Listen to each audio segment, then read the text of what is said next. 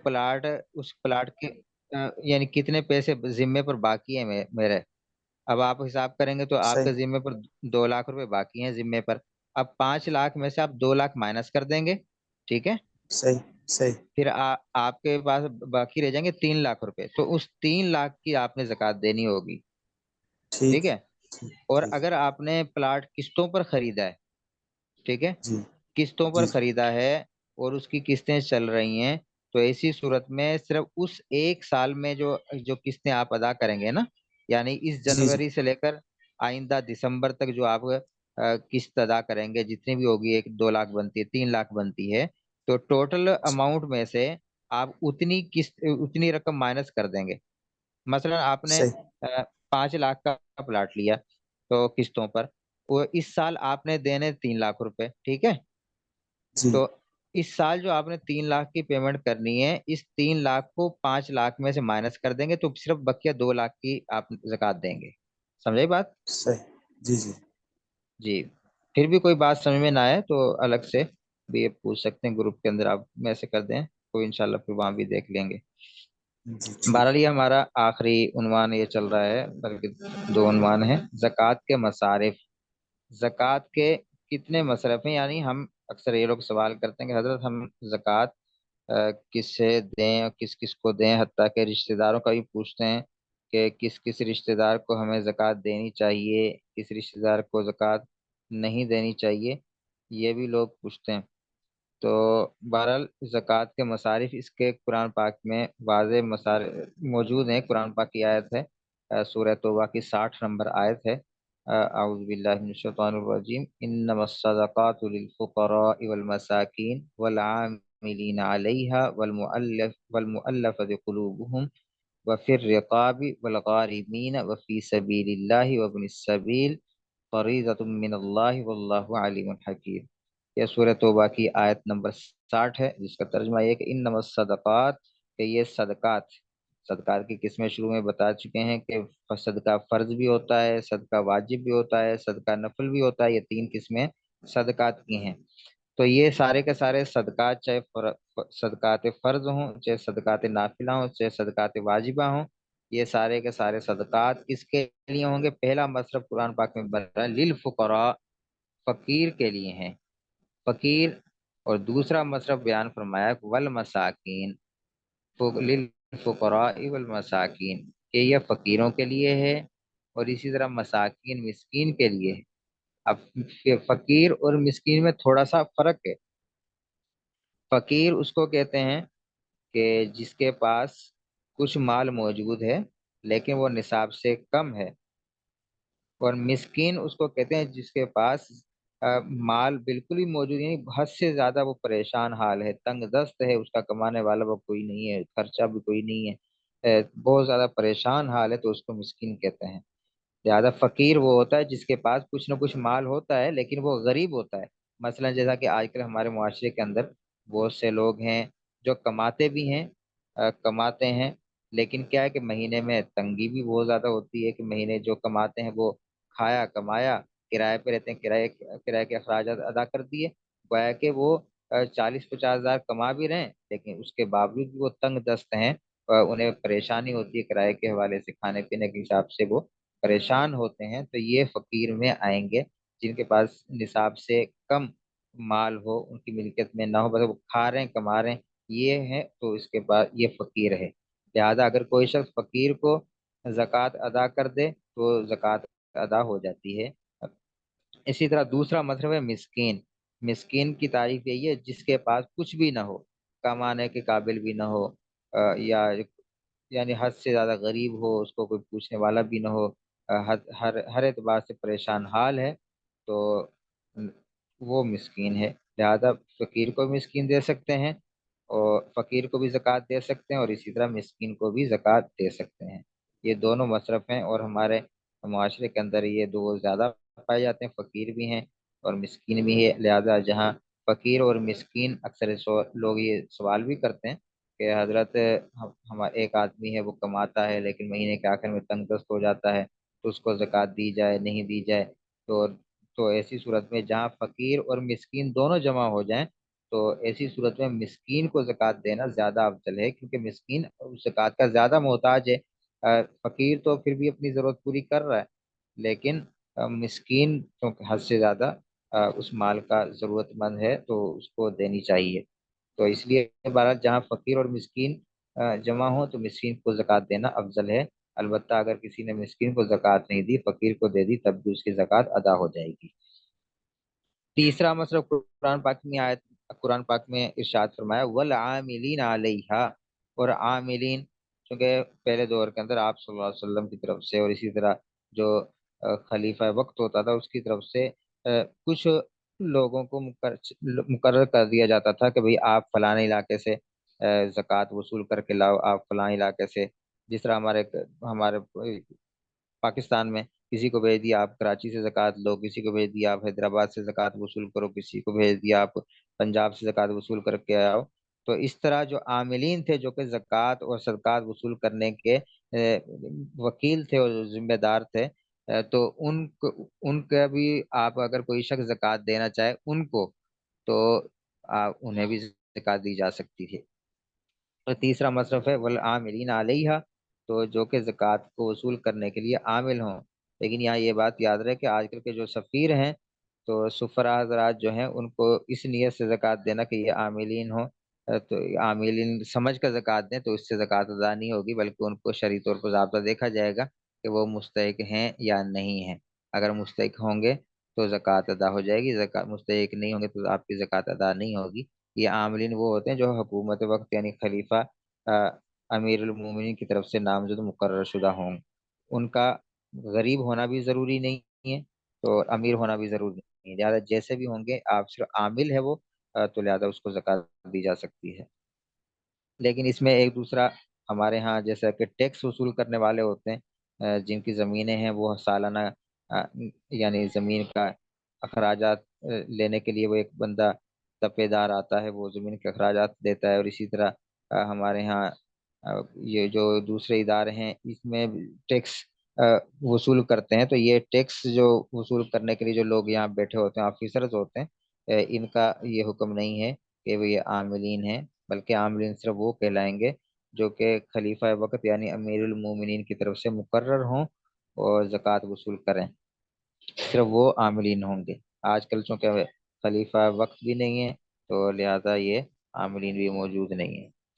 والمؤلف چوتھا مصرف ہے والمؤلفۃ قلوبہم، تالیف قلب کے لیے۔ ظاہر ہے آپ صلی اللہ علیہ وسلم کے زمانے میں بہت سے لوگ مسلمان ہوتے تھے، تو اس میں غیر مسلم بھی تھے، تو اور اسی طرح بہت تنگ دست ہوتے تھے، تو اب ان کو مالی تعاون کا کیا جاتا تھا، تاکہ وہ مالی تعاون ان کا کریں اور وہ اس سے متاثر ہوں، ان کی ضروریات پوری ہوں، اور پھر وہ ہمارے دین کے اندر داخل ہوں اور ہماری بات کو مانیں۔ تو اس صورت میں یہ کافروں کی بھی تالیف قلب کی جاتی تھی، اور اسی طرح جو غریب ہوتے تھے ان کی بھی، اور اسی طرح جو نو مسلم ہوتے تھے ان کے لیے بھی تالیف قلب کے لیے، تاکہ یہ اسلام میں داخل ہو جائیں اور اسلام سے مانوس ہوں اور اسلام یعنی کلمہ پڑھ کے مسلمان ہو جائیں، لہذا اس کی زکوٰۃ کی رقم سے مدد کی جاتی تھی۔ لیکن جب الحمد فتح مکہ ہو گیا اور اس کے بعد پھر یہ کافروں کی تالیف قلب کا حکم جو ہے منسوخ ہو گیا، تو لہذا کافر جو ہیں ان کی تالیف قلب کے لیے ان کو زکوٰۃ نہیں دی جائے گی، البتہ اگر مسلمان ہوں غریب ہوں تو مسلمانوں کو زکوٰۃ دی جا سکتی ہے۔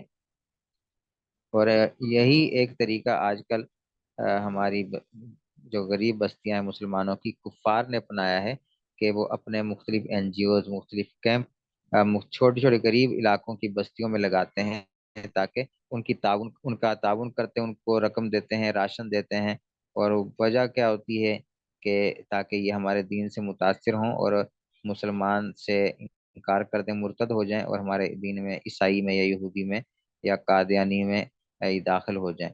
تو لہذا ہمیں اپنے غریب مسلمان بھائیوں کا خوب خیال رکھنا چاہیے۔ اس قسم کی جو غریب بستیاں ہیں وہاں مختلف قسم کے این جی اوز کو پہنچنے نہ دیں، بلکہ ہم خود ان غریبوں کی طرف پہنچیں اور ان کا تعاون کریں۔ تو بہرحال یہ چار ہو گئے، فقیر، مسکین، عامل اور تالیف قلب کے لیے، یہ حکم تو منسوخ ہو چکا ہے۔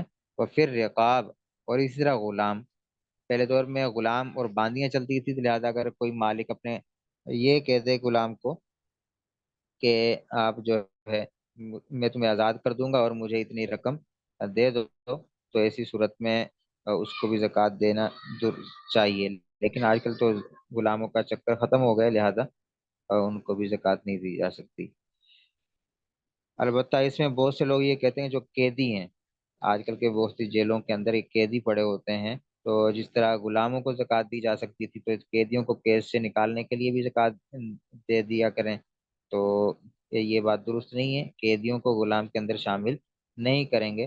البتہ اگر قیدی تنگ دست ہے اور غریب ہے، اس کی ملکیت میں 52.5 تولہ چاندی کی رقم کے بقدر موجود نہیں ہے، تو ایسی صورت میں اس کو مالک بنا کر زکوٰۃ دی جا سکتی ہے۔ پھر وہ اس زکوٰۃ کی رقم سے خود آزاد ہو جائے، جو کچھ بھی کرے وہ اس کی اپنی مرضی ہے، لیکن ہم اس کو قید سے چھڑانے کے لیے زکوٰۃ نہیں دیں گے، اس سے زکوٰۃ ادا نہیں ہوگی۔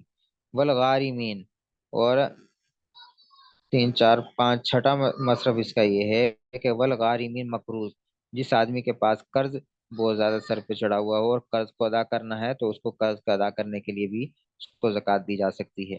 وفی سبیل اللہ، اور اسی طرح جو اللہ کے راستے میں چل رہا ہے، غریب ہیں، جہاد کے لیے گیا ہوا ہے یا حج کے لیے جا رہا ہے، اور اسی طرح کوئی اللہ کے راستے میں دین کا کام کوئی کرنے کے لیے نکل رہا ہے، لیکن اس کے مالی حالات اس کے درست نہیں ہے، تو اس کے لیے زکوٰۃ سے تعاون کیا جا سکتا ہے کہ چلو بھئی میں تمہاری ضرورت پوری کر دیتا ہوں، تو آپ یہ اللہ کے راستے میں جائیں اور فلاں کام کا دین کا کام کر لیں۔ وابن السبیل، اور 8واں اس کا مصرف ہے وابن السبیل، مسافر انسان، جیسے ہم بھی سفر کرتے ہیں، یا ایک آدمی پاکستان سے باہر گیا، دبئی چلا گیا، لیکن پاکستان میں تو وہ مالدار ہے، لیکن اتفاق سے دبئی میں اس کے پاس پیسہ ختم ہو گیا، اس کا ATM وغیرہ بھی گم ہو گیا، سارے پیسے وغیرہ یہ چوری ہو گیا، گم ہو گئے، تو ایسی صورت میں وہ وہاں غریب ہو گیا، حالانکہ دیکھے وہ پاکستان میں تو مالدار ہے، تو ایسی صورت میں اس وقت مسافر کے لیے بھی زکوٰۃ دینا جائز ہے، اگرچہ وہ اپنے شہر کے اندر مالدار ہے۔ تو یہ 8 مصرف قرآن پاک میں بیان کیے گئے ہیں۔ فقیر ہیں، مسکین ہیں، عامل ہیں، اور تالیف قلب کے لیے وہ پھر رقاب اور غلام آزاد کرنے کے لیے غارمین مقروض کو دیں، اور اسی طرح جو اللہ کے راستے میں جا رہا اسے دیں، وہ ابن السبیل، اور اسی طرح مسافر ان کو بھی زکوٰۃ دے سکتے ہیں۔ یہ 8 مصرف جو ہے یہاں قرآن پاک کے اندر بیان کیے گئے۔ ہمارا آج کا آخری عنوان یہ ہے، زکوٰۃ نہ دینے پر وعیدیں۔ قرآن پاک کی ظاہر سی بات ہے، جب 32 مقامات میں قرآن پاک میں نماز کے ساتھ زکوٰۃ کا ذکر آیا، تو اس کی ایک اہمیت ہے، تو اللہ پاک نے نماز جو عظیم الشان فرض ہے اس کے ساتھ زکوٰۃ کو ذکر کیا ہے، تو اس کا مطلب ہے اس کو اہتمام کے ساتھ ادا کرنا چاہیے۔ تو اسی لیے حدیث پاک میں اس کے خلاف سخت وعیدیں بھی آئی ہیں، کہ حدیث میں بھی اور قرآن پاک میں بھی، جو شخص زکوٰۃ نہیں دیتا اس کے لیے سخت وبال اور مصیبت ہے۔ قرآن پاک کی آیت ہے والذین یکنزون الذهب والفضة ولا ينفقونها في سبیل اللہ فبشرهم بعذاب علیم۔ اللہ تعالیٰ فرماتے ہیں وہ لوگ یکنزون الذهب، جو کہ جمع کر کے رکھتے ہیں، جوڑ کے رکھتے ہیں، چھپا کے رکھتے ہیں سونے کو اور چاندی کو، ولا ينفقونها، اور انہیں خرچ نہیں کرتے، فی سبیل اللہ، اللہ کی راہ میں، فبشرهم بعذاب علیم، تو انہیں دردناک عذاب کی بشارت، خوشخبری سنا دیں۔ یعنی جو لوگ سونا چاندی کو جمع کر کے رکھتے ہیں اور اللہ کے لیے خرچ نہیں کرتے، تو ان کے لیے دردناک عذاب ہے، اور اللہ تعالیٰ نے ان بطور خوشخبری کے کہا کہ خوشخبری دے دیں ان کو عذاب کی۔ یعنی جس طرح خوشخبری یقینی ہوتی ہے کہ میں آپ کو خوشخبری دے رہا ہوں، یہ چیز آپ کو ملے گی، اس طرح اللہ فرماتے ہیں جو جمع کر کے رکھتے ہیں ان کو خوشخبری دے دیں کہ یہ چیز تمہیں بطور انعام کے ملے گی، یعنی عذاب جو ہے بطور انعام کے ملے گا ان لوگوں کو جو کہ سونا چاندی کو اللہ کے لیے خرچ نہیں کرتے بلکہ وہ جمع کر کے رکھتے ہیں۔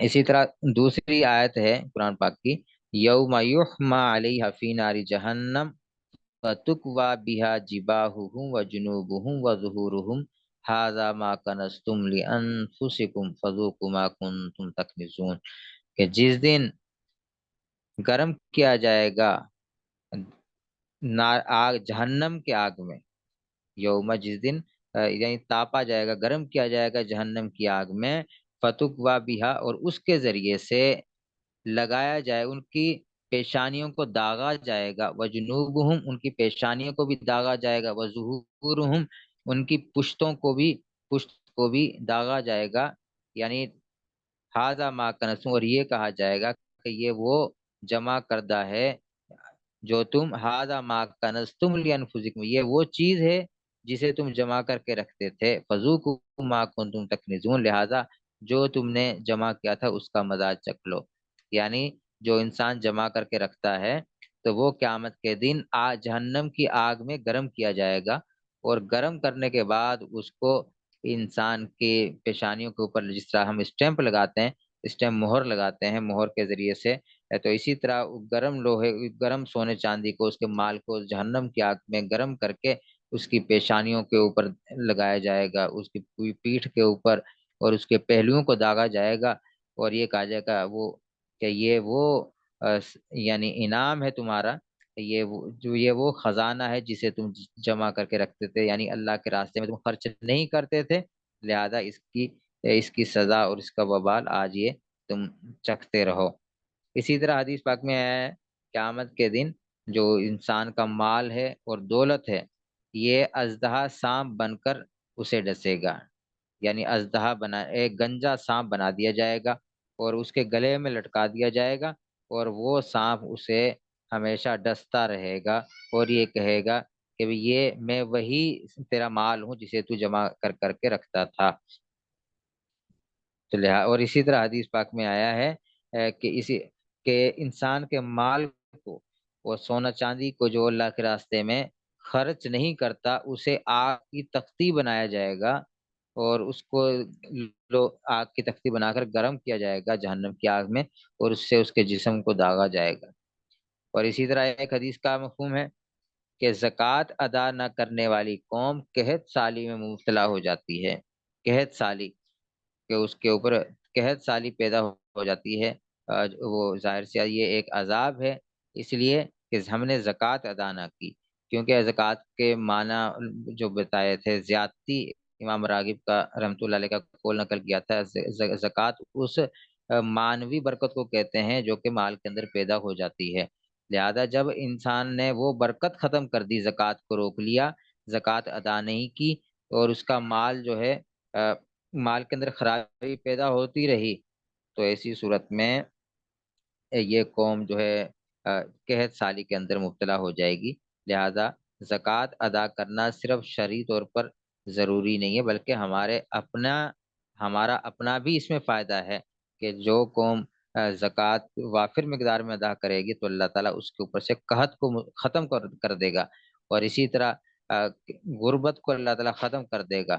تو یہ فوائد ہیں زکوٰۃ کے، اس کے اوپر ہمیں عمل بھی کرنا چاہیے، تو خود بھی اگر اپنے آپ کو جائزہ لیں کہ ہمارے اوپر زکوٰۃ فرض ہے یا نہیں فرض، اگر زکوٰۃ فرض ہے تو اس کو ادا کرنے کی کوشش کریں، اگر زکوٰۃ فرض نہیں ہے تو پھر تو ظاہر ادا نہیں کرنی۔ تو بہرحال یہ آج کی چند باتیں تھیں جو کہ چند عنوانات تھے جن کا جو کہ آپ کے سامنے بیان کر دیے، انشاءاللہ ان کی ریکارڈنگ بھی ہم نے کی ہے، کوشش کر رہے ہیں کہ ترتیب کو سیٹ کر کے آپ کو گروپ کے اندر یہ ریکارڈنگ بھی مل جائے گی۔ بہرحال ایک زکوٰۃ کے لیے اصول ہمیشہ یاد رکھ لیں، جس چیز میں بڑھوتری اور زیادتی ہوتی ہے اس میں زکوٰۃ آئے گی، یعنی ایک حساب یہ رکھ لیں کہ جس چیز میں بڑھوتری اور زیادتی ہوتی رہتی ہے تو اس میں زکوٰۃ آئے گی، اور جس میں بڑھوتری اور زیادتی نہیں ہوتی تو اس میں زکوٰۃ نہیں آئے گی۔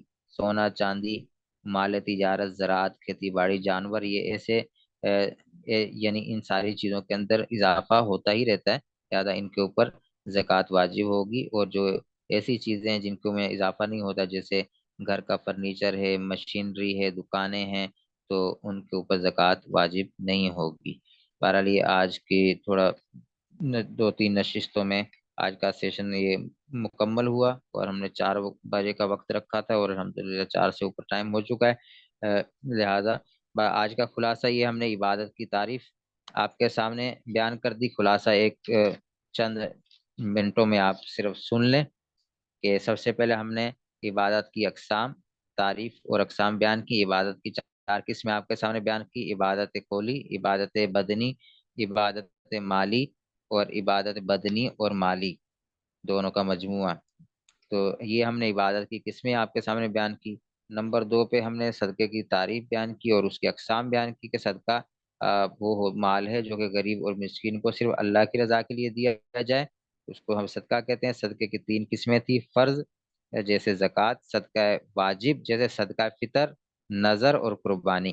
انشاءاللہ صدقہ فطر کے بارے میں ہم ایک تفصیلی کورس کروائیں گے، صدقہ فطر اور فدیے کے بارے میں انشاءاللہ ان قریب اس کورس کو ہم یہ کر رہے ہیں کہ صدقہ، جس میں صرف صدقہ فطر کے بارے میں تفصیلی احکامات ہوں گے، اور اسی طرح فدیہ، عام طور پہ لوگ جو ہے روزہ نہیں رکھ پاتے، بوڑھے ہوتے ہیں، بیماری ہوتی ہے، تو ان کے لیے فدیے کا حکم کیا ہوگا کیا نہیں ہوگا، انشاءاللہ ان 2 چیزوں کا تفصیل ایک دن کی نشست 2 گھنٹے کی ہم کچھ دنوں میں طے کر رہے ہیں، جس کا اعلان انشاءاللہ ہم گروپ میں کر دیں گے۔ بہرحال صدقے کی 3 قسمیں ہیں: صدقہ فرض ہے، صدقہ واجب ہے اور صدقہ نفل ہے۔ یہ 3 قسمیں۔ صدقے کے فوائد دنیا میں بھی بہت ہیں اور آخرت میں بھی بہت ہیں۔ دنیا میں فائدہ یہ ہے کہ کوئی بھی مصیبت صدقے سے آگے بڑھ نہیں سکتی، اور اللہ تعالیٰ کا صدقے کے ذریعے سے غصہ ٹھنڈا ہو جاتا ہے، اور آخرت میں یہ فوائد ہمیں ملیں گے کہ اللہ تعالیٰ ہمارے 1 روپے کے 1 مال کو 70 گنا بڑھا دے گا۔ اور اس طرح زکوٰۃ کا مفہوم کیا تھا؟ زکوٰۃ کا مطلب یہ ہے کہ بڑھنا اور پاک ہونا، اور اسی طرح اصطلاحی طور پر زکوٰۃ اس مال کو کہتے ہیں جو اللہ تعالیٰ نے مال میں حصہ مقرر کیا ہے، اس مقرر شدہ حصے کو ادا کیا جائے۔ زکوٰۃ کا مقصد تاکہ اللہ کا دیا ہوا مال سب لوگوں کے پاس آ جائے، کسی کی ایک کی ملکیت میں نہ رہے۔ تو زکوٰۃ کا حکم قرآن پاک میں 32 جگہ پر آیا ہے نماز کے ساتھ، ٹھیک ہے۔ اور اس کے ساتھ ساتھ زکوٰۃ کس مال پر فرض تھی، اس میں ہم نے بتایا کہ زکوٰۃ جو ہے مال تجارت ہے، اور اسی طرح نقد روپیہ ہے، مویشی ہے، سونا چاندی ہے، اور اسی طرح زراعت یعنی زمین، کھیتی باڑی اس کے اوپر فرض ہے۔ لیکن زمین کی جو زکوٰۃ ہے اس کو ہم زکوٰۃ نہیں کہتے، اس کو ہم عشر کہتے ہیں۔ تو بہرحال یہ 4 چیزیں ہیں: زمین، مال تجارت، اور اسی طرح مویشی اور سونا چاندی نقدی، یہ ان 4 چیزوں کے اوپر زکوٰۃ فرض ہے۔ اور اس کے علاوہ جو استعمال کی چیزیں ہوں گی ان کے اوپر زکوٰۃ فرض نہیں ہے۔ فرنیچر ہے، مشینری ہے، سامان ہے، گھریلو سامان، ان کے اوپر زکوٰۃ فرض نہیں ہوگی۔ اسی طرح زکوٰۃ ہر اس مسلمان پر فرض ہے جس کی ملکیت میں 7.5 تولہ سونا ہو، یا 52.5 تولہ چاندی ہو، یا 52.5 تولہ چاندی کے بقدر قیمت ہو، یا 52.5 تولہ چاندی کے بقدر مال تجارت اس کی ملکیت میں ہو، اس کے اوپر زکوٰۃ فرض ہوگی۔ زکوٰۃ میں صرف 40واں حصہ فرض ہے، یعنی 40واں حصہ کل مال کا، جتنا بھی آپ کی ملکیت میں مال ہے سب کو جمع کر لیں، اس کو سارے کے سارے مال کا 40واں حصہ آپ کے اوپر بطور زکوٰۃ فرض ہوگا، اس سے زیادہ فرض نہیں ہوگا۔ اور یہ فرض بھی 1 سال بعد ہے۔ مثلا اگر یکم رمضان کو آپ کی ملکیت میں 52.5 تولہ چاندی کی رقم مثلا 90,000 پہ آئے، اور اگلے سال یکم رمضان تک وہ 90,000 آپ کی ملکیت میں موجود ہیں، تو آپ کے اوپر 1 سال کی زکوٰۃ یعنی 2.5% واجب ہوگی۔ زکوٰۃ کے 8 مصارف ہم نے بیان کیے: فقیر، مسکین، عامل جو زکوٰۃ وصول کرنے والا ہو، رقاب غلام ہو، لیکن آج کل غلام نہیں ہے تو یہ حکم ختم ہو گیا۔ مقروض کو بھی دے سکتے ہیں زکوٰۃ، جو اللہ کے راستے میں جہاد کرنے والا ہو، حج کرنے والا ہو، اور اسی طرح حج کرنے والا ہو تو ان کو بھی ہم زکوٰۃ دے سکتے ہیں۔ مسافر ہو اس کو بھی زکوٰۃ دے سکتے ہیں۔ مؤلفۃ قلوب یعنی جو تالیف قلب کے لیے بھی زکوٰۃ دے سکتے ہیں نو مسلموں کو، لیکن یہ حکم پہلے تھا، اب یہ حکم منسوخ ہو چکا ہے۔ یہ چند باتیں تھی جو ابھی بطور خلاصہ آپ کے سامنے بیان کر دی گئیں۔ تو اسی کے اوپر آج کی نشست کا اختتام کرتے ہیں۔ اگر کسی ساتھی کا کوئی سوال ہے تو وہ یہ چیٹ میں بھی کر سکتا ہے، گروپ میں بھی بھیج سکتا ہے، اور ابھی ہمیں یہاں پر اپنا مائک آن کر لیں اور اپنا وہ سوال کر سکتے ہیں۔ زیادہ جس ساتھی کو کوئی سوال کرنا ہے وہ فوری طور پر سوال کر لیں یا گروپ کے اندر بھیج دیں۔ تو اگر کوئی سوال نہیں ہے تو پھر ہم جو ہے 1-2 منٹ میں इस मीटिंग को एंड कर देंगे। जी, 1-2 मिनट हम इंतज़ार करते हैं आपके सवालों का। अगर आपके सवाल हैं तो हम इंतज़ार करें, वरना फिर हम ये सेशन को ख़त्म कर देंगे। बकिया फिर बातें हम ग्रुप में पूछ सकते हैं।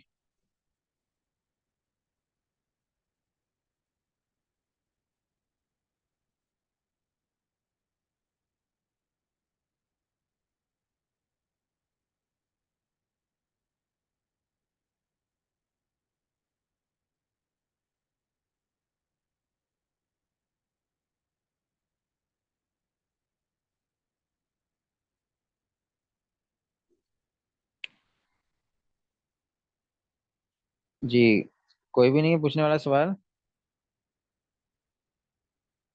ये हमारे सलमान हबीब साहब हैं, शमसुल हक साहब हैं, शमसुद्दीन शम्स हैं।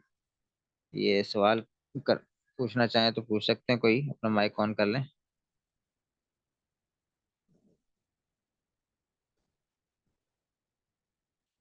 ठीक है, मेरे ख्याल से सवाल नहीं है।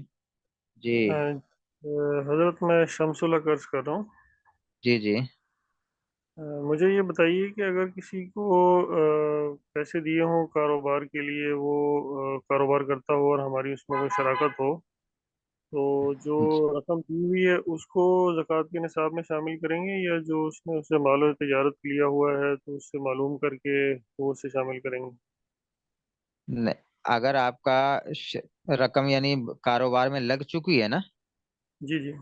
तो जाहिर सी बात है उस रकम से माल तिजारत आ गया होगा दुकान में। तो जी उस माल तिजारत का हिसाब होगा कि वो माल तिजारत कितने का फर्क तो हो सकता है। मसलन आपने 5 लाख आपने दिए, 5 लाख आपके दोस्त ने दिए, 10 लाख से आपने शिरकत की, तो 10 लाख का वो आ गया सामान, ठीक है। जी तो अब वो 10 लाख का टोटल सामान जो आया है वो अब 12 लाख में फरोख्त होगा।